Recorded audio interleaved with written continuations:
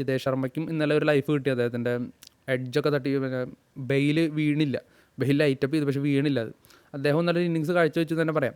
പക്ഷേ അവിടെയൊക്കെ റിങ്കു സിംഗ് കളിക്കേണ്ട പൊസിഷനാണ്. റിങ്കു സിംഗിന് എന്തിനാണ് ടീമിൽ നിന്ന് തട്ടിയത്? ഗംഭീർ കോച്ചായിരുന്നപ്പോൾ റിങ്കു സിംഗിന് അവസരങ്ങളധികം കിട്ടിയില്ല കൊൽക്കത്തയിൽ. ഇന്ത്യൻ ടീമിലോട്ട് വന്നപ്പോൾ റിങ്കു സിംഗ് ടീമിലേ ഇല്ല. എത്ര പെട്ടെന്നാണ് ആ പ്ലെയർ ഇന്ത്യൻ ടീമിൽ നിന്ന് പോയെന്ന് നോക്കട്ടെ നമ്മൾ. അദ്ദേഹം ടീമിൽ നിന്ന് വന്നു, അദ്ദേഹം നല്ല രീതിയിൽ കുറച്ച് ഇന്നിങ്സുകൾ കളിച്ചു, പെട്ടെന്ന് ടീമിൽ നിന്ന് അപ്രതീക്ഷയായി പോയി. സഞ്ജുവിനേക്കാൾ ശോകാവസ്ഥയാണ് റിങ്കു സിംഗിൻ്റെയൊക്കെ.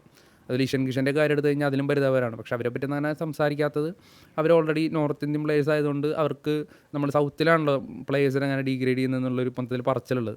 അതുകൊണ്ടാണ്. അല്ലെങ്കിൽ ഇത്രത്തോളം അവഗണന കിട്ടുന്ന മറ്റും പ്ലേയേഴ്സ് ഉണ്ട്.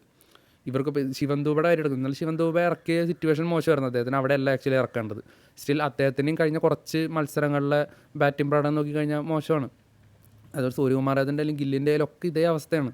പക്ഷേ ഇവരെ പറ്റിയൊന്നും കൂടുതൽ ആരും പറയുന്നില്ല. എല്ലാവരും ഗില്ലിലോട്ട് കോൺസെൻട്രേറ്റ് ചെയ്ത് പോവുകയാണ്. ടോസ് കിട്ടി, ഡ്യൂ ഫാക്ടറും കാര്യങ്ങളൊക്കെ മനസ്സിലാക്കി, സെക്കൻഡ് ബാറ്റിങ്ങിനാണ് അഡ്വാൻറ്റേജ് എന്ന് മനസ്സിലാക്കിയിട്ട് ഫസ്റ്റ് ബോളിംഗ് തിരഞ്ഞെടുത്ത് ഇന്ത്യക്കെതിരെ വലിയൊരു കൂറ്റൻ സ്കോർ തന്നെയാണ് ദക്ഷിണാഫ്രിക്ക അടിച്ചെടുത്ത്. ബട്ട് സ്റ്റിൽ അത് ചേസ് ചെയ്യാൻ പറ്റുന്ന സ്കോറായിരുന്നു.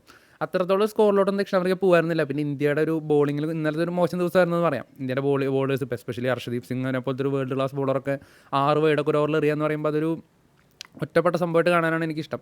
അതുപോലെ തന്നെ ബുംറയുടെ കേസായാലും ബുംറയ്ക്ക് ഇന്നലെ അത്യാവശ്യം നല്ല രീതിയിൽ കിട്ടിയായിരുന്നു. ഒരു ഓവർ 3 6 ഒക്കെ മേടിച്ചായിരുന്നു ഉള്ളി. ഇതിന് മുമ്പൊന്നും അങ്ങനെ സംഭവിച്ചിട്ടില്ല.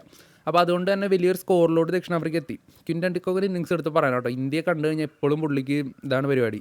ബാക്കി ടീമുകൾക്കെതിരൊക്കെ ഫോമൗട്ടാണെങ്കിൽ പോലും ഇന്ത്യക്കെതിരെ വന്നു കഴിഞ്ഞാൽ വൺ ഡേ ആയാലും അതുപോലെ T20 ആയാലും പുള്ളി ഫോമായിരിക്കും. അപ്പോൾ ഇന്നലെ അദ്ദേഹത്തിൻ്റെ ഒരു സെഞ്ചുറി അർഹിച്ചിരുന്ന ഒരു ഇന്നിങ്സ് ഉണ്ടായിരുന്നു. അപ്പം ടീമിൽ വരുത്തിയ കുറച്ച് ചേഞ്ചസ്, ഇപ്പോൾ ഡൊണോവൻ ഫെരേരൊക്കെ ടീമിൽ കൊണ്ടുവന്നതൊക്കെ ഇമ്പാക്റ്റ് ഉണ്ടാക്കിയിട്ടുണ്ട്. പിന്നെ ദക്ഷിണാഫ്രിക്കയുടെ ബോളർമാർ നല്ല രീതിയിൽ തന്നെയാണ് അതിൽ പന്തെറിഞ്ഞത്. അതിൽ ബാട്ട്മാൻ ആയാലും ജാൻസൺ ആയാലും അതുപോലെ ലിൻഡെ സ്പിന്നർ, നല്ല പുതിയതായിട്ട് ഇൻട്രൊഡ്യൂസ് ചെയ്ത സ്പിന്നർ ആയാലും എല്ലാവരും വളരെ മികച്ച രീതിയിൽ, അതായത് ഹിറ്റിംഗ് ആർക്കിലേക്ക് പന്ത് എറിയാതെ തന്നെ വളരെ നല്ല രീതിക്ക് നല്ല ലെങ്ത്തിലാണ് അവർ പന്തെറിഞ്ഞു പോയത്. പേസിന് അധികം പ്രാധാന്യം കൊടുക്കാതെ സ്ലോ ബോൾസും കട്ടേഴ്സൊക്കെ എറിഞ്ഞിട്ട് നല്ല രീതിക്കാണ് ഇന്ത്യൻ ബാറ്റർമാരെ ഒരു ബുദ്ധിമുട്ട്. ഹാർദിക് പാണ്ഡ്യയ്ക്കൊന്നും അങ്ങനെ ഹിറ്റ് ചെയ്യാനായിട്ട് പറ്റുന്നുണ്ടായിരുന്നില്ല. ആ ഒരു പ്രഷറിലാണ്. എന്നിട്ട് ക്യാച്ച് ഡ്രോപ്പൊക്കെ ഉണ്ടായി. സ്റ്റിൽ അദ്ദേഹത്തിന് സർവേ ചെയ്യാൻ പറ്റിയില്ല.